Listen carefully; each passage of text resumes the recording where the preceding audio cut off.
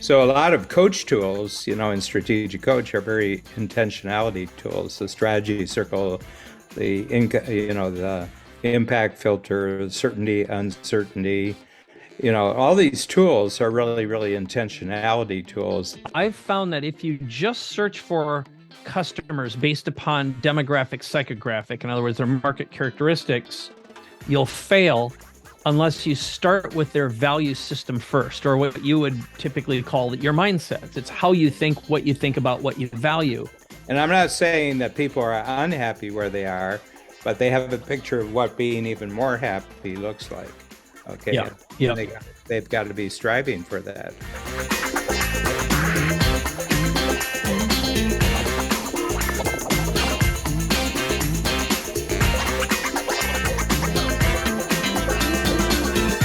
Hi, everyone. This is Dan Sullivan, and this is the Capability Amplifier, and this is my partner in crime, Mike Koenigs. And today we're going to zero in on some late-breaking, cutting-edge technology for being more targeted in who your marketing is directed at. And we're going to explore a whole subject which is called intentionality, and kind of look at it from both sides of a transaction, from the person who is the seller and the person who's the buyer. And I think you'll find it fascinating. And as always, we end up in a different place than when we start. Yeah, one of the things that we really deep dive in is what drives Dan Sullivan nuts. Actually, we explore some of the tools, because when you find a well-intentioned, perfect fit market, it's the experience that you create with them and the mindsets that they need to have that make both sides of the equation really, really powerful and beneficial as well. So as Dan said, we go down some interesting roads we didn't expect to go down, but that's the beauty of this podcast. So we hope you enjoy this one as much as we did making it. All right, Dan. So this is about taking intent and creating predictive desire. So let me set this up.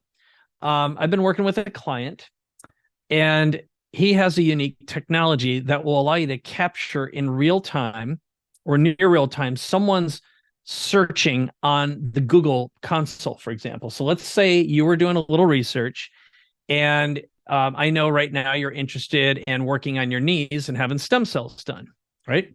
So if Dan Sullivan sits down and types in best solution for stem cell knee regeneration. Knee, that would be great. Okay. And you might even have what city you're looking at. It could be Toronto. Now, my guess is you can't get stem cells in Toronto. There are in the United States, but there's other places. But you start going down this search history, and you can determine if something is purely informational or intent-based, meaning you want to buy. Mm-hmm. And what this technology allows us to do is grab the intent-based keywords, and then using first-party data from a lot of different sources, aggregate that and deliver it. So I can get who you are, your contact information, your address, your income, your net worth, whether or not you're a homeowner, maybe if you're a parent, if you've got kids, including the apps you have on your phone and what apps you're using. Okay, so I could find out if you have the Aura Ring app or a Whoop app, for example, which would tell me you're into measuring and you actually spend money. So that could be collected, and then you can retarget those people, meaning you can start showing Facebook and Google ads to that individual.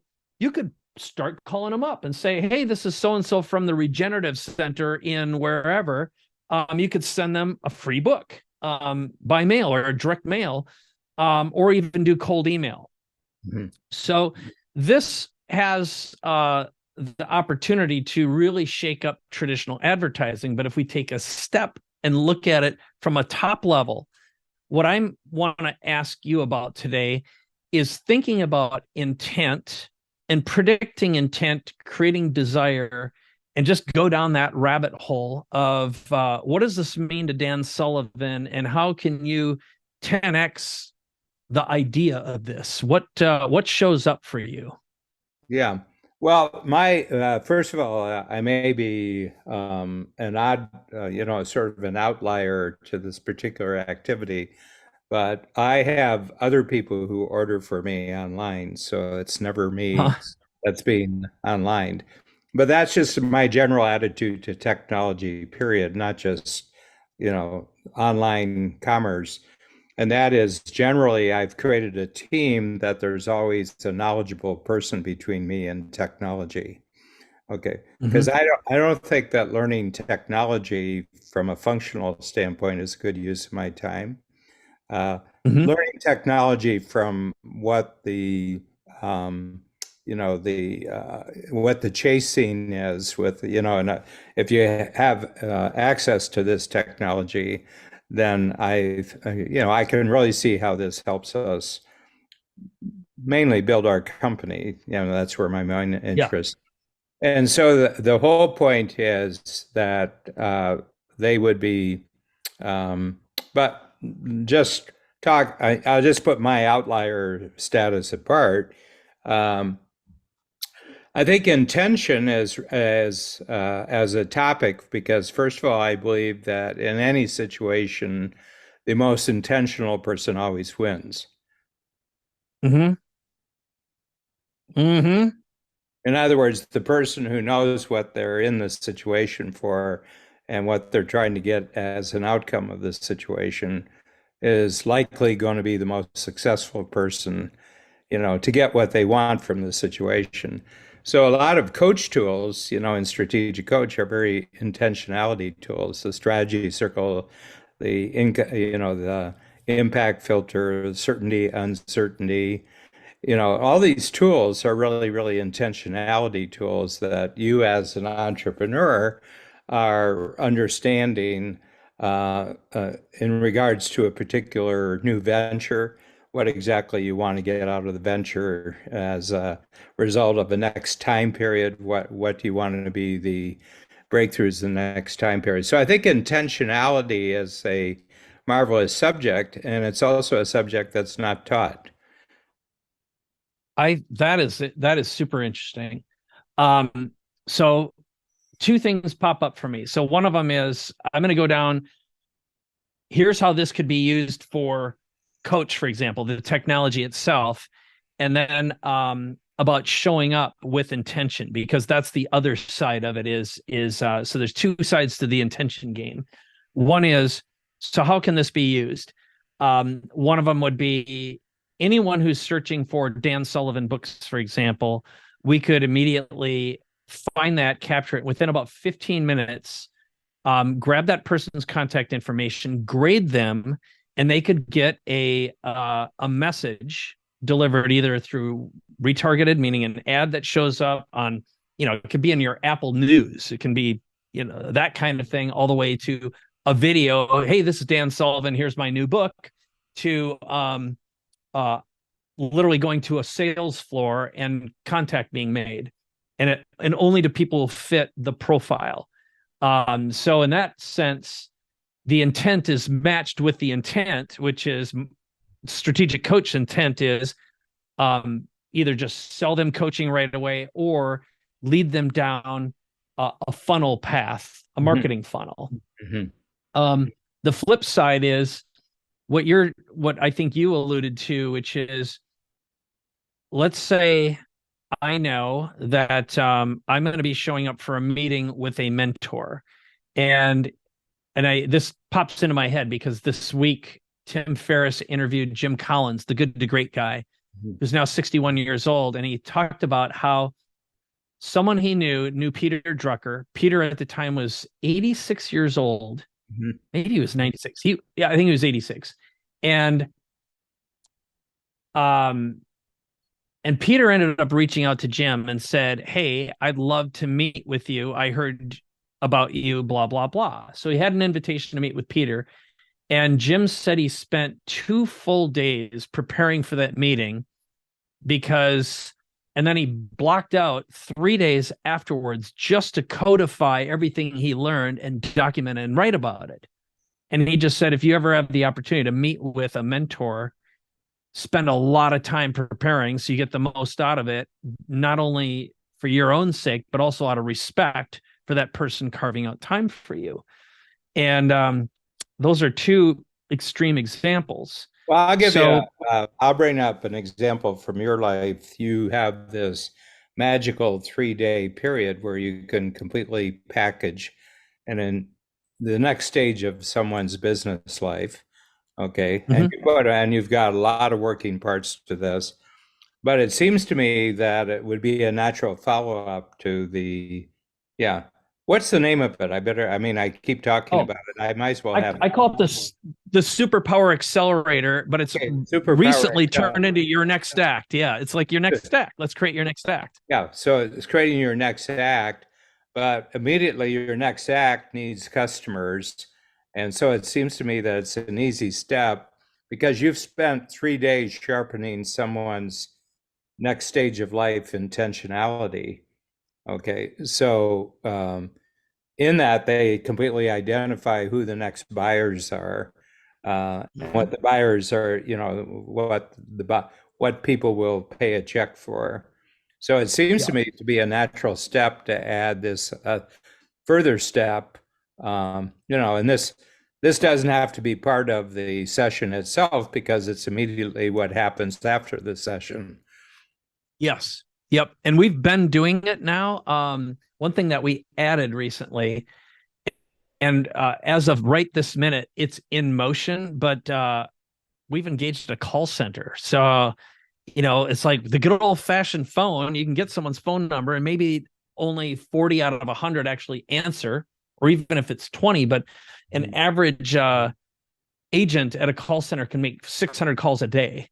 So it's a math problem. And it turns out it's so cost effective to make calls. It's considerably less than traditional lead generation methods, even broadcast.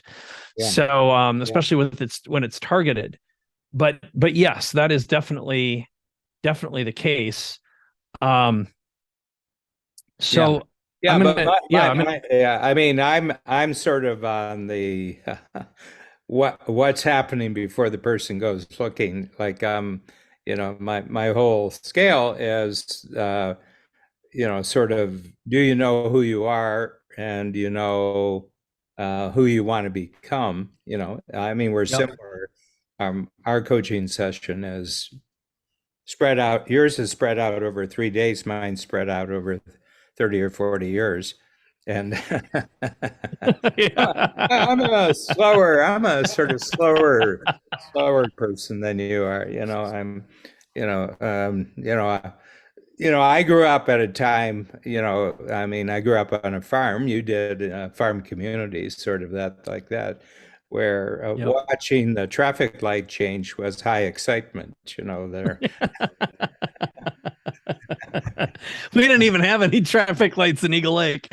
Where I grew up. So the big thing is that we're looking for lifetime relationships, really. If you think of coach. Yes. And I've been talking more and more to the sales team and the marketing team in the company.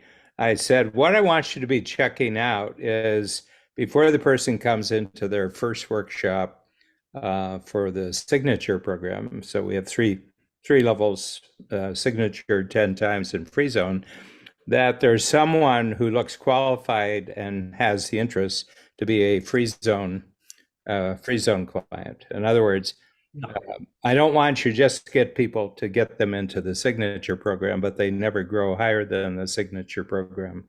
Yeah. They have really big goals. And that, in fact, they might only want to spend a year in signature, a year in 10 times, and then in the third year. So we have about 3 people now who are getting into free zone in the third year of the program. Okay. Yes. So that would be the sort of intentionality that, that I would be looking for. I would be looking for that person, is what I would say collaboration friendly. He's got sort of a collaboration friendly attitudes. So, we could put in words like, collaboration, as your, the words that people are looking for. Yeah. That's so let's do that. Let's create the profile because this will be super helpful because I agree with you. When I look at um to me the most interesting coach clients are the ones who are in free zone. They also are the ones who love the idea of lifetime extender. Okay, so they've got enough time under their belt that they know how valuable more time, more energy are, right? So they're already tuned. And you always want to work with the already converted, the ones who are already coachable, have been coached. They know that by having a coach, they get a 10x from their investment. And it seems just before we got on today, I was meeting with Justin Breen, and he said one really simple thing to me about a year ago. And he said, yeah, I only work with 8, 9, and 10 quick starts. And I realized that my very best clients are 8, 9, and 10 quick starts. That if this isn't an always, but typically fact finders are great team members. They're great operators and integrators, but they're going to put the brakes on. Where the higher the quick start, it's like, yeah, let's do it. And let's do it now. Let's do it together. That's that collaborative attitude. So if you were going to create and document the perfect profile of a free zone candidate, and what are the other things that show up besides being a high collaborator? When you look at the folks who are in free zone right now, and you're like, they just show up, they add a ton of value, they get the spirit, their understanding of the vocabulary of what free zone is all about is already natural to them. It's not like they had to learn it. What shows up for you?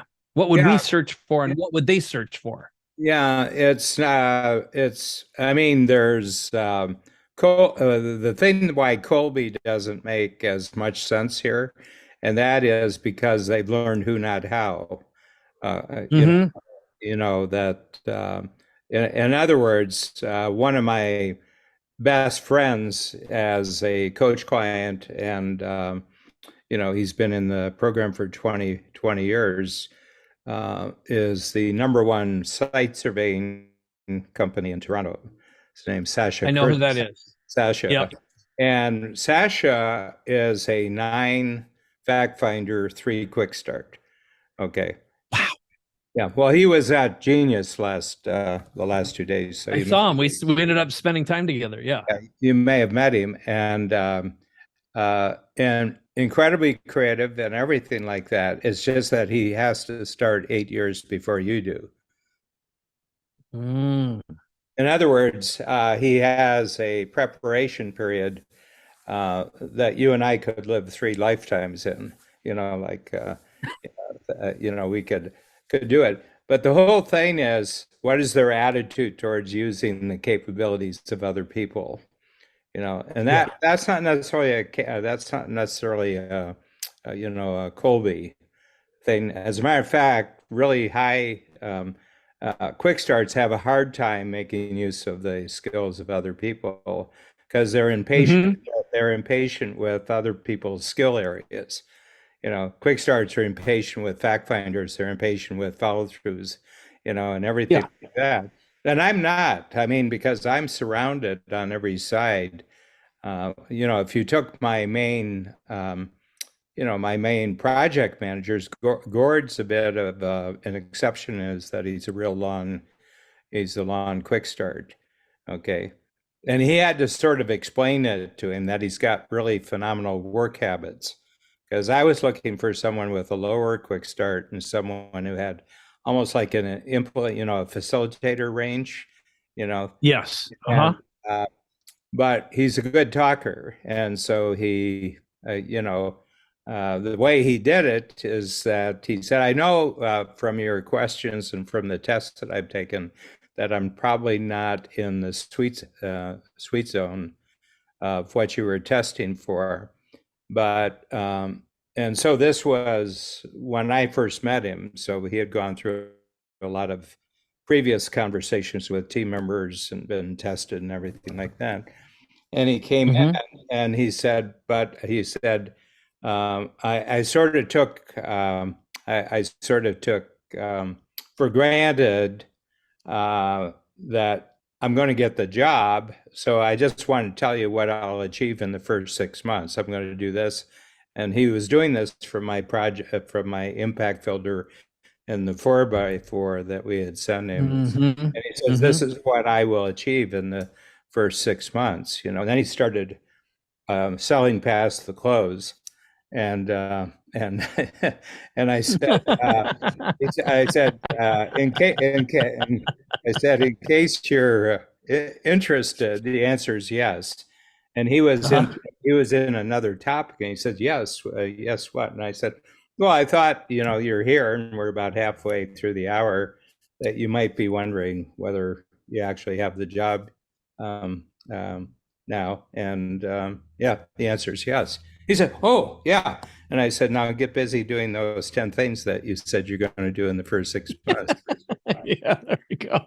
Yeah. So stop selling, get to work. So, I mean, he made a compelling offer. I mean, he knew, he picked up, and he had, you know, he was picking up that maybe we were testing for a different kind of person, but, you know, I was testing for a certain kind of result, you know, and he picked up that he's looking for certain types of results, and he named all sorts of things that I wouldn't put down because I don't understand, you know, you know, I have a rule that when you hire someone to do something that you don't know how to do, don't tell them how to do the thing that you don't know how to do.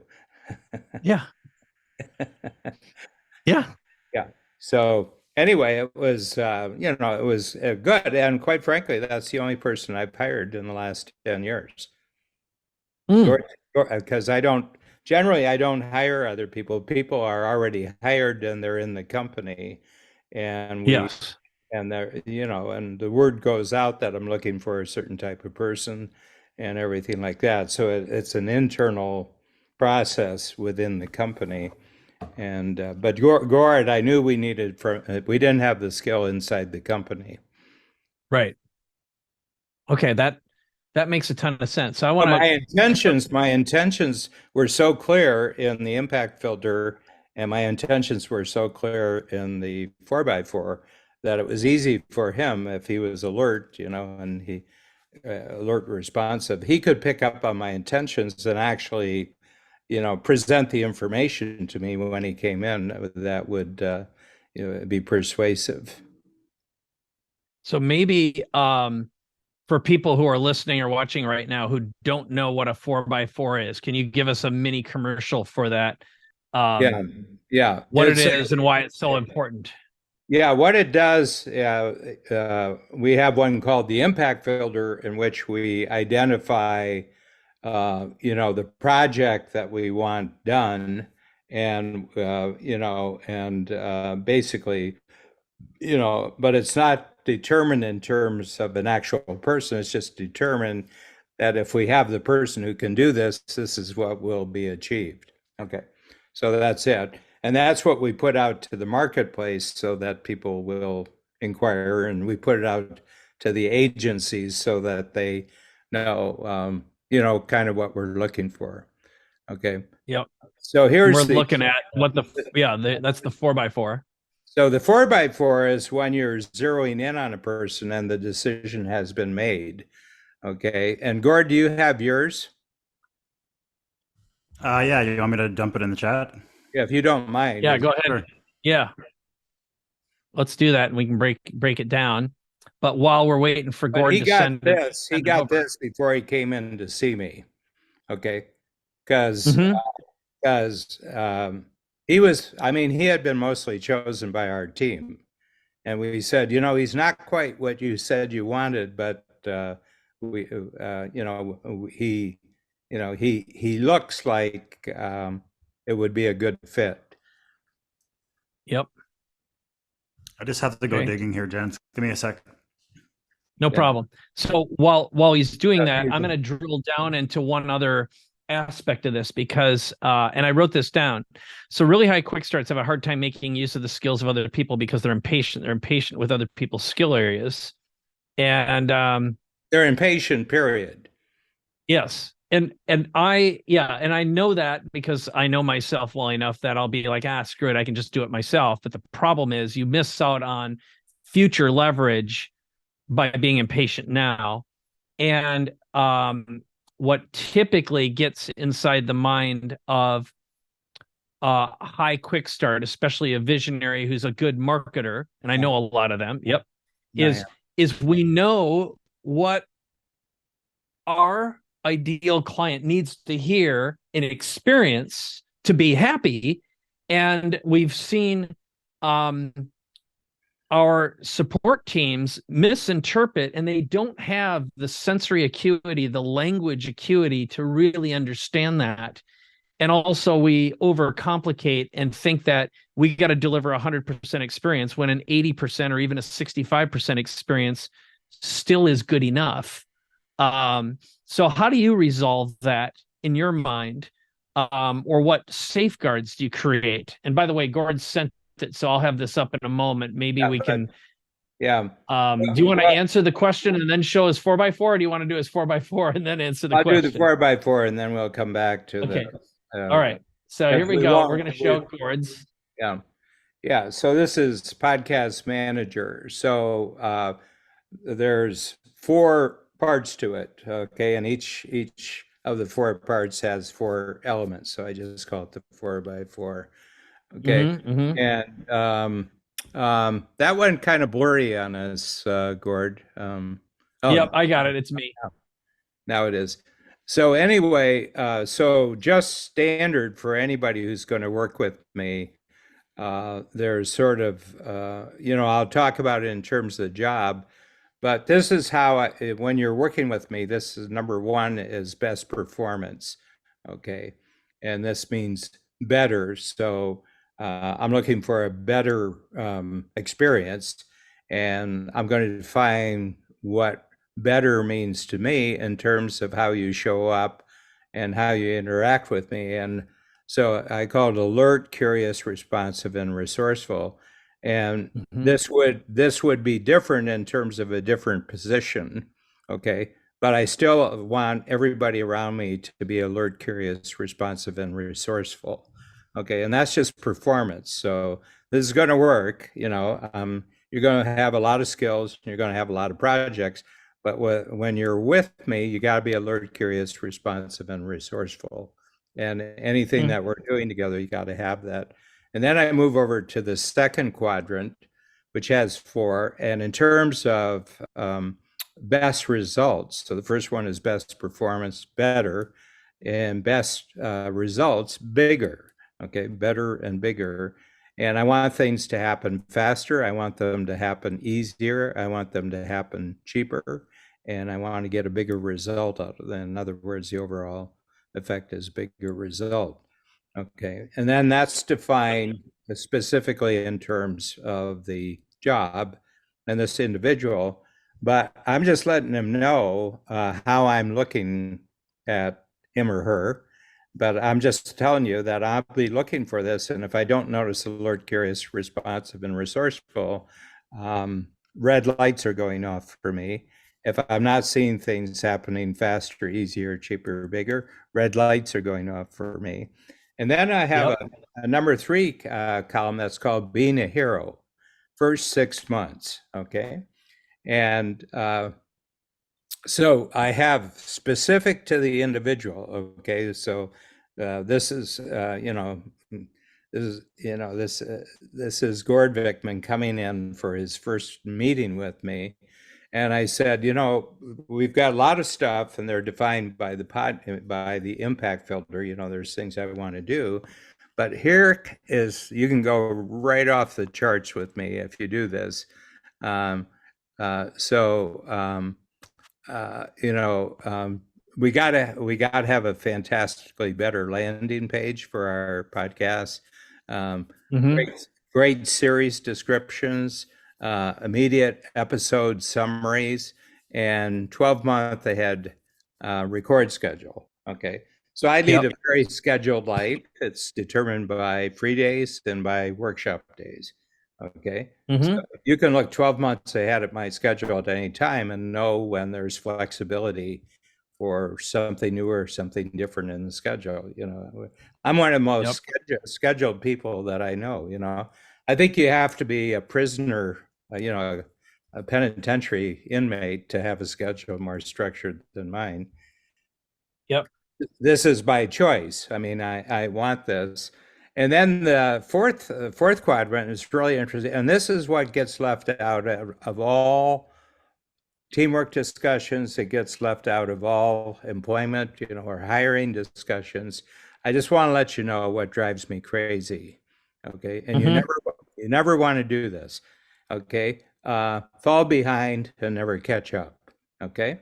In other words, that you're falling behind what we agreed on and you're not catching up and you never catch up. That drives me crazy.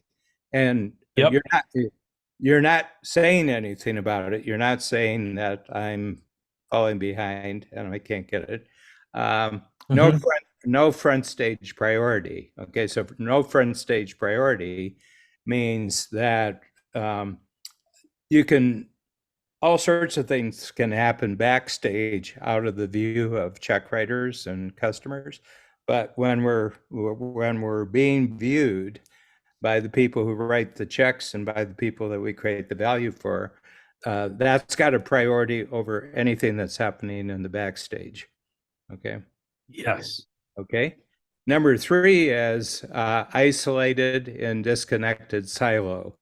That you're more and more as you're dealing with the work, you get cut off from me, you get cut off from other people who are members of the team, and you're not in touch with what's going on around you. And number 4, following orders, not initiating. In other words, you're not going one step beyond what I have put down as the objectives. You're not learning anything. Yeah. You're not learning anything new. You're not initiating any improvements on your own. And I said, here's the deal. You can do the first quadrant and you can do the second quadrant and maybe even do the third quadrant. But if you go and follow the fourth quadrant, I'll fire you just because you drive me crazy. Yep. Well, first of all, if you're doing any of the things in the fourth quadrant, I know you're not doing any of the other stuff. Yeah. So this is very interesting. And I said, and all the things that bother me in the fourth quadrant, I'm not seeking counseling for. Yes. And why don't you define what that means just for someone who doesn't understand Dan language? Yeah. What I mean is the fact that these things bother me, I'm not going to do anything about the fact that it bothers me. Okay. So the responsibility for me not being bothered is entirely in your hands. It's not something, you know, I'm not seeking how I can be more understanding of what's going on in your life. I'm not interested at all, and I never will be interested. That's so good. So I had a meeting today with yeah, go ahead. I want to relate to that. But the big thing is I'm being extraordinarily intentional here in a way that most people aren't in work situations, employment. I'm telling you exactly what makes me happy, and everything that doesn't make me happy makes me unhappy. I have no amber zone. I've got green and I've got red. I'm totally binary. Okay. Well, here's you going through that helped me realize exactly what my next question is going to be. First, I want to relate to this, which is I had a meeting this morning with an outside team of vendors that I'd been doing something with that has failed miserably. Like I invested about $30-some thousand on some marketing efforts, and I have nothing to show for it. And I should have killed it a while ago, but the experiment was interesting enough, and I learned a lot from the experiment, even though it was failed. And that's to your credit. And that's to your credit, not their credit. Yes, it is. But they came back knowing that I was about to like kill it. I was going to shoot the horse in the face out in the pasture, um, and they had, of course, like good persuasive folks, a no risk way to continue doing something that was different. And it was intriguing enough, but I created the rules. Now I have a hard rule I live by now, and it's not unlike yours, but I call it the no homework rule, which is I'm not going to do any homework. And so if I'm going to do something, you have to propose it to me. I'll say yes or no. And I have a value of my hour of time, but I will do it with you. So if someone says, well, I need you to make some videos, to be like, great, schedule the time, get me the bullets, tell me what you need. I will do it with you. That way, if it's not what you want, I'll redo it until it's done, as long as it's within that time frame and it'll finish. But I'm not going to do any homework, period. Okay. So that's one of the rule sets. And I found that, again, my collaborative mind with a hard deadline, creativity loves constraints. And you have a similar one, which is never leave Dan alone, right? You've got people around you, you're hard scheduled, and I don't mind being hard scheduled. I like that. It's fine. But left to my own devices, I can sit and spin and go down a rabbit hole, and it's just not enjoyable. So there's a level of accountability.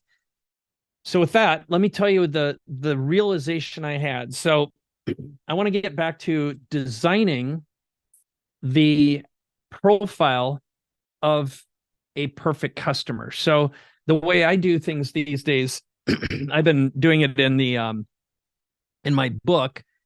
I've found that if you just search for customers based upon demographic, psychographic, in other words, their market characteristics, you'll fail unless you start with their value system first, or what you would typically call your mindsets. It's how you think, what you think about, what you value. Mm-hmm. And so if we were going to create an intention-focused marketing profile, which is a combination of mindsets and values, it's a combination of demographic, psychographics, but more importantly, it's the intentions, it's the results, outcomes, benefits that someone seeks. So when you think about a perfect fit, strategic coach, free zone client, when they enter in, there's what you sell them what they want, you give them what they need. If you resolve that in their head based upon what their intentions either evolve into or what they walk into with, what shows up inside your mind right now if we were going to further classify them? Yeah, well, number one is that they're totally cash confident, and their objective. Someone who doesn't know strategic coach language, what does that mean? Well, totally cash confident is that you could go into a new venture just to create a new capability, knowing that the money may be down the road a bit for the venture, and you don't need it. You're handled as for, you don't need anyone else's money. You don't need, you're not short on cash. Okay. And so finally, that you have no money distractions if you're in the free zone. I'm talking identical, that you're in there. And the other thing is you have to walk in the door with a collaboration. You're not coming to the free zone to find a collaboration. You're walking in the door with a collaboration. So those two things, and what you're doing is to learn what a total environment of collaboration is like by listening to the other free zone collaborations and how they describe their collaborations. And the other one is that you have expansion goals. If you're local, you want to be regional. If you're regional, you want to be national. If you're national, you want to be global. And you see that as a natural next step, that you're going to jump to a much higher level of reach as a result of understanding collaboration. Okay.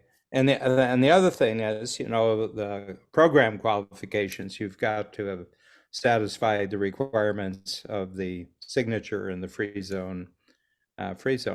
And the other thing is that you're coming to contribute in equal measures to what you get out of the program. So if you just come and not say anything, and you're writing notes down very quickly after the first workshop, we're going to have a possibly relationship-changing discussion.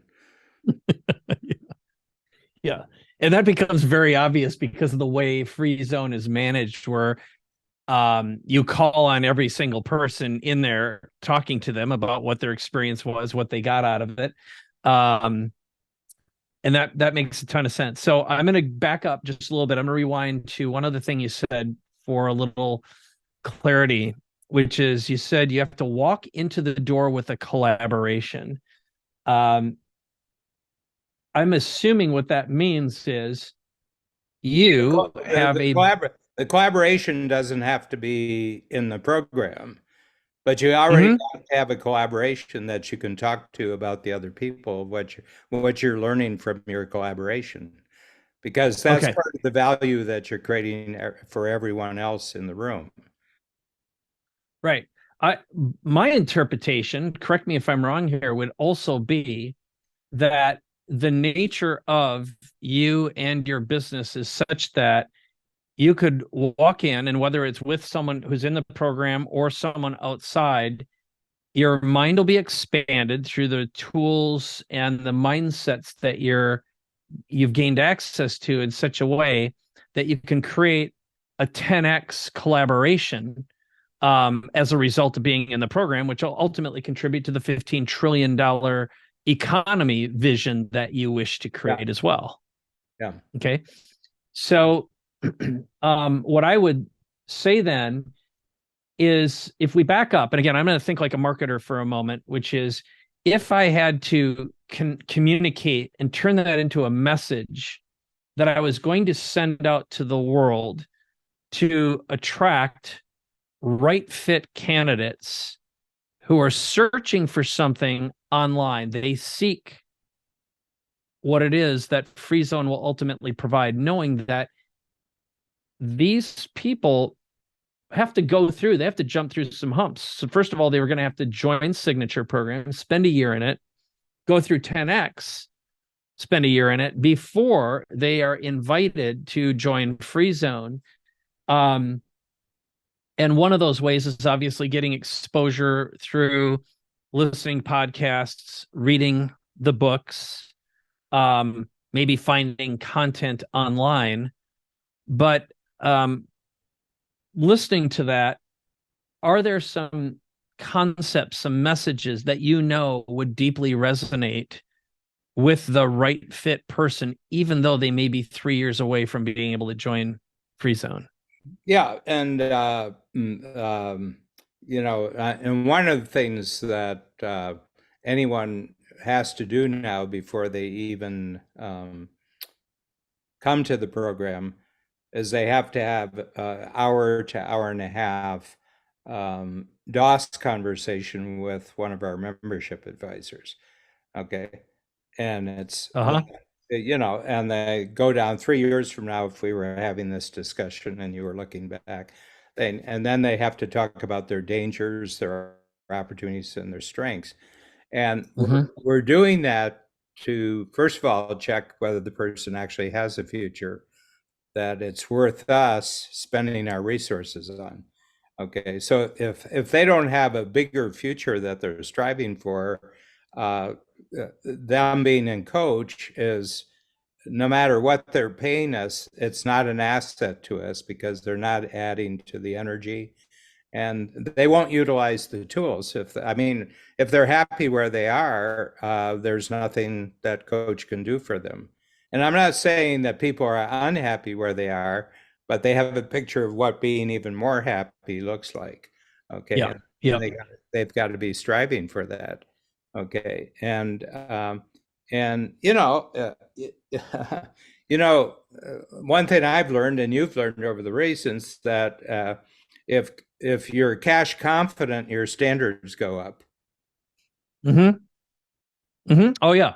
If you don't need the next relationship for the money, but more and more you're looking at it for, I got to really learn something new here.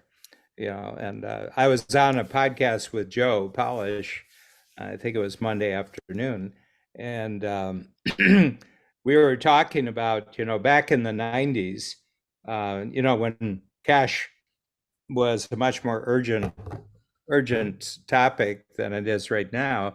I had this one guy, and he was really a misfit for the program, but he was a big hitter, and he was from California, and, and he would fly his personal jet, or be flown in his personal jet into Chicago for not Chicago, because we weren't in Chicago yet, Toronto.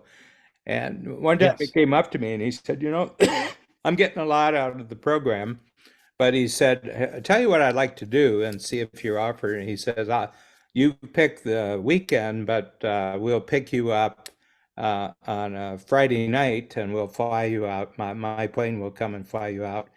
And then over the next 2 days, we can just spend time together and we can just talk, about where I'm going and, what I'm trying to achieve. You can meet my family and some of my team members. And then, we have a great guest house and, everything will be taken. And I'll fly you back to Toronto. And he said, so 50,000, I'll pay you 50,000 for that for the weekend. And it was so funny. There's sometimes when the answer you have totally determines another kind of future. Have you ever seen that? And I said, yeah. And I said, I'll tell you right off the bat, the answer would be no. And he said, what? 50,000? He says, I mean, is it the price? I said, doesn't matter what the price is. I wouldn't learn anything from the 3 days. And I said, I've already done 15 years of one-on-one coaching. And I got to the point where one-on-one coaching wouldn't do me any good anymore. And it's being in the interactive group where I'm balancing all the different dimensions that a whole group is doing. That's where I am now. So I actually wouldn't learn anything from the process because I've learned as much as I need to learn about from one-on-one coaching, and there's no future. There's no multiplier in one-on-one coaching. Yeah. And I can't say he took it badly, but I can't say he took it well. And and he didn't renew for his next year, and and I didn't inquire, I didn't really inquire what the reasons were.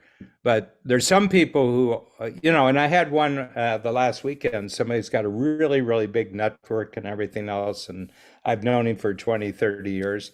And he says, I think I'm ready to start coach right now. And I says, good. I says, well, first of all, I'll just introduce you to Julie Cosgrave, and, who is our team member at Genius Network. And I said, and she'll give you the dates for the workshops and the coaches that are there. And he said, oh, no. He says, I want to be with you.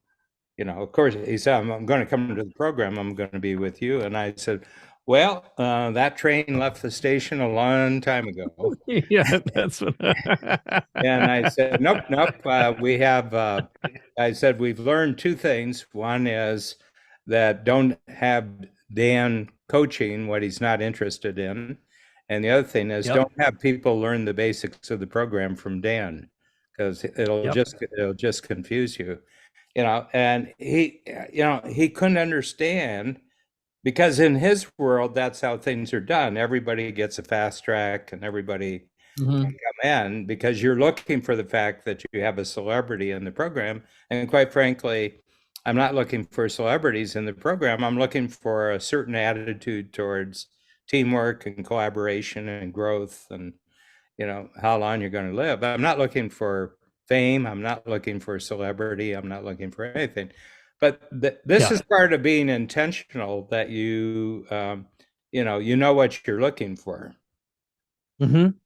Well, when I hear that, I've adopted all this. It's interesting. I'm doing a little bit of the flip. So one of them is anytime someone says, and then you'll be talking to them, and I go, nope, hard no. I don't talk to anyone on your team. That's your job. You're their boss. I work with one person. I don't answer to anyone. I don't do any of your meetings. That's your job. So that'll never happen. Hard no. And the how much would make that happen is, I don't, it'd be 7 figures. Okay. That's what it would be if it would happen at all. And like you, it better be damned interesting. But the celebrity thing is what the illusion of, and I've worked with a lot of celebrities. Yeah. They're terrible clients because, first of all, they don't show up. They don't respect time. They're surrounded with jackals and hyenas who are a lot more interested in status quo than any positive future, because they strive on the way things are, and they're protected little vessels. And anytime an outside interest comes in, they're threatened by that. So they very frequently, not always, will do what they can to destroy a chance of something different happening. And they're just annoying pains in the asses. Not always, but they're hard to manage and control. Well, the other thing is that fame and celebrity, if not properly handled, really disconnects you from people, because you never know why people want to get to know. You never know why people are treating you nice. You never know why. Yeah.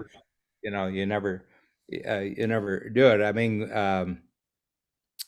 Glenn Moschauer, who's an actor that Joe knows really well, and he's a great guy. If you look at his Google, you go to Google and you look him up, he's got to be the most continuously employed actor in the world over the last 35 years. I mean, not a year goes by that he hasn't. It's either usually it's a movie appearance where he's and and then he has TV. He's got long-running TV series and everything else, but you always recognize him, but you never remember his name.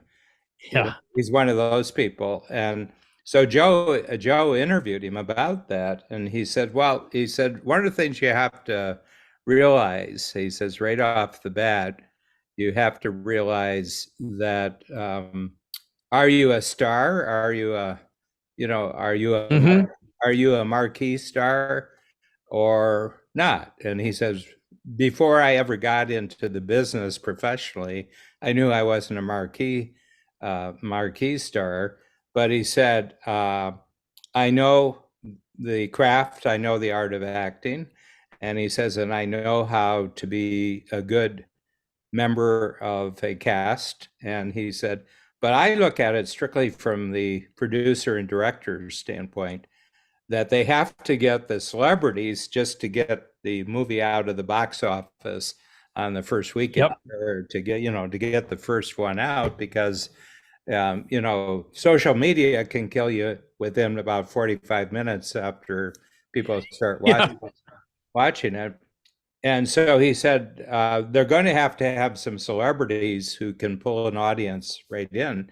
But he said they're going to get down to names. They'll go 1, 2, 3, maybe 4 names. But he said, I'm the number 5 guy for everybody. So the one where you're just writing in a name because you need a cast member there, and you don't want to think about it, you don't want to worry about it, you just put my name in, because you'll never have to think about you without me and worry. And he says, as a result, I'm employed all the time. Yeah. It's one of the most, and he said the problem with, he said, if you don't know who you are before you go to Hollywood, the industry will not inform you. Yes, that is so true. I don't know if I shared this with you, but I did a stint for a little while working with Richard Dreyfuss. And I remember having that conversation because basically he was raising money for a nonprofit he's involved with, which the goal was to create and teach civics, which he said didn't exist in our country anymore. You accosted him on a plane flight. That's right. That's right. But here was the conversation, because basically what it led to is, well, Richard, why don't you just stroke a check? And he goes, look, there's a big difference between, there's a big difference between a movie star and an actor. He goes, I'm an actor. I get a wage. Okay. You're a movie star. You're getting points. And he's had points before, but he's had a shaky career. And part of it's because he wasn't a Glenn. He was known for a while for being a giant pain in the ass, difficult to work with, and generally could be a very, very unpleasant man. He talks too much. Talks too much and says too little, as I would like to say. So there's a difference between the man and the actor, or the actress, or whatever the politically correct thing to say these days is. Well, the other thing, sometimes you love the character, not the person. Dreyfuss is a Canadian, and it's enough of a headwind being a Canadian, but be annoying Canadian. That's a double whammy. Yeah. Yep.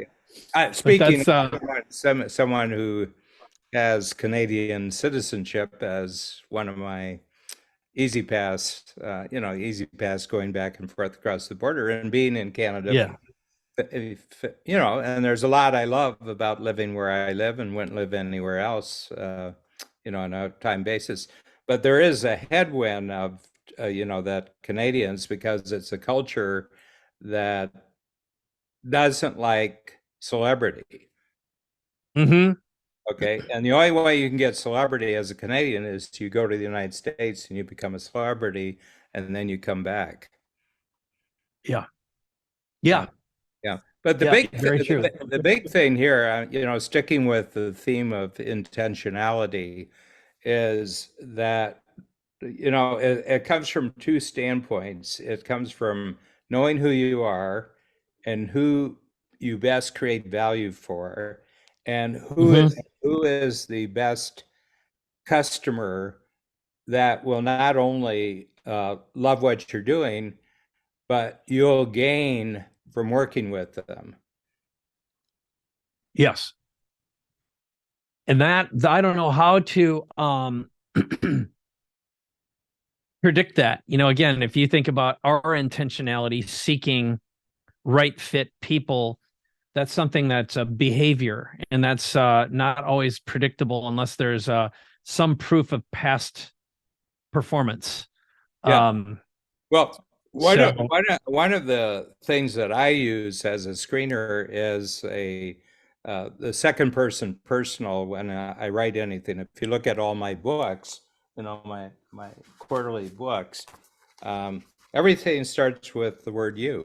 You do this, you do this, you feel this, you experience this, you recognize this, you've learned this, and everything. And the second person personal is the hardest. It's the hardest tense to actually master in any language, but English is the one I know. And the reason is you have to be so knowledgeable about who the person is that you're talking to, because they can just say, well, that's not me, and you're gone. That what's he know? He doesn't know what I'm thinking. Yeah. So my way of targeting in a marketing sense, in a coaching sense, is that I always communicate, well, this is how your experience. I'll tell you what your experience is, and I'll tell you what you're learning from your experience. And I'm telling you how you want to look at your past. I tell you how you want to be in the present. I tell you, the kind of future you want to have. And it's binary. It's 1 or 0, it's a 0. Yeah. So that's one of the ways that I do both things, in other words, that I'm telling you what my intention is by addressing you continually as you. And I'm saying that unless what I'm saying about you is true, I don't want to meet you. I don't want to talk to you. I don't want to have anything to do with you. So there's a binary, and and I think the world is a binary world because the central technology of the last 50 years that's grown and grown and grown and going into the future. It's totally binary. And there's, it's one or it's zero. And there's nothing in between one and zero. So I think your friend with the thing, he's just zeroing in that he doesn't want a lot of people who aren't interested about wasting his time. Because a lot of time can be wasted on the internet. Yes. Yeah. Yeah. An infinite amount. So, I mean, think about your your Mexican rose garden. Think about who would be the person who would jump at the chance of spending considerable amounts of time of their year in this location and being able to do these kind of activities when they're down there and being surrounded by, what's the definition of like-minded people that you would like to spend this time with, So my sense is you have to really be in the, and quite frankly, Mike, the people you're looking for are you. Mm-hmm. Yeah. Yeah. Well, I'd say that's absolutely true. And yeah.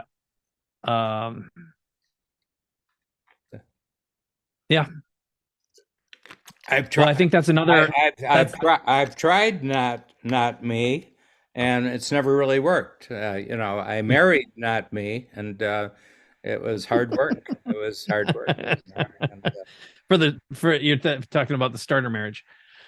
Practice marriage. Yeah. Practice marriage. There you go. Yeah. All right. Well, let's wrap this segment up because what did we uncover here? The mastery of anything is increased intentionality on both sender and receiver standpoint. That there's, I had some big takeaways. I took a lot of notes that'll be in the show notes here, but you started out by saying, who are you and who do you want to become, and creating lifetime relationships. And when you look for intention, at least in the context of strategic coach, but I'd say anyone who's living an intentional life is collaboration friendly. And then when you talked about what are your attitudes towards using the capabilities of other people, the adopting a who, not how attitude, intentional people are probably also looking to gain maximum leverage because they're living into a bigger future. And again, using coach language, a positive moving future, which is every day forward is going to be bigger and better than the last. And having an expansive mindset. And then, again, this is coach specific, but I think always evolving towards total cash confidence, where your next meal is coming from is no longer the challenge. The messaging I use now is you have more money than time. And now you realize the value of time even more as you age, and you'll make massive investments to increase or improve what that means to you at any given time.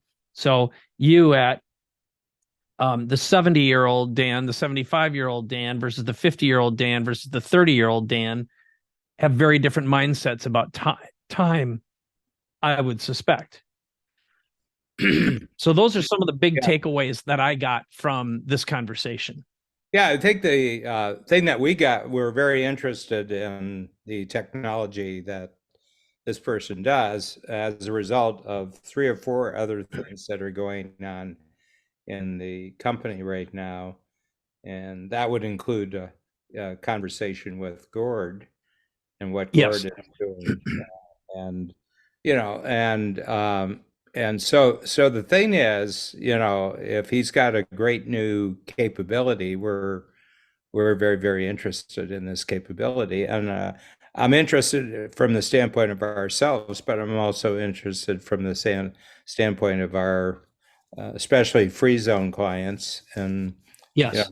10 times clients. So he'd be someone that, Well, what I'll do is I'll coordinate with Gord, and I'm going to give you the tech, and what we'll do, and I'll just tell Gord this now, so we've got an action item that we don't have to follow up with, which is all I need from Gord is SEO data, any kind of paid ads, and keywords we'll search for, and there's a little bit of Mickey Mouse that has to be done. And we'll be able to check the volume of search data and quantify and grade it, because I know who the right fit from a marketing perspective, from the work we've done in the past, who they need to be. And we'll see what the volume of that is. And I'll get that going right away. So, and I've got a bunch of these little projects happening simultaneously in all sorts of industries. And so we'll turn it into a little real-time case study that we'll follow up with. Yeah. I mean, he sounds like a great collaborator for you. Yes. Oh, yeah. Now, we've already created 3 businesses. The first one was the 35 million in, basically days. And I've already I've given him really good people who are now have joined the company. And full disclosure, one of his first client is a firm that is doing the tort case for Camp Lejeune. Oh. So what they were able to do is identify. They had originally thought that there were several 100,000 people who qualified to receive the benefits that have been allocated, which are now have exceeded $400 billion. And a law firm receives 40% of what goes to gets created in terms of the case. They've identified millions. It's a class action, right? Yeah, against the military. I'm not familiar with the case, but I'll look it up.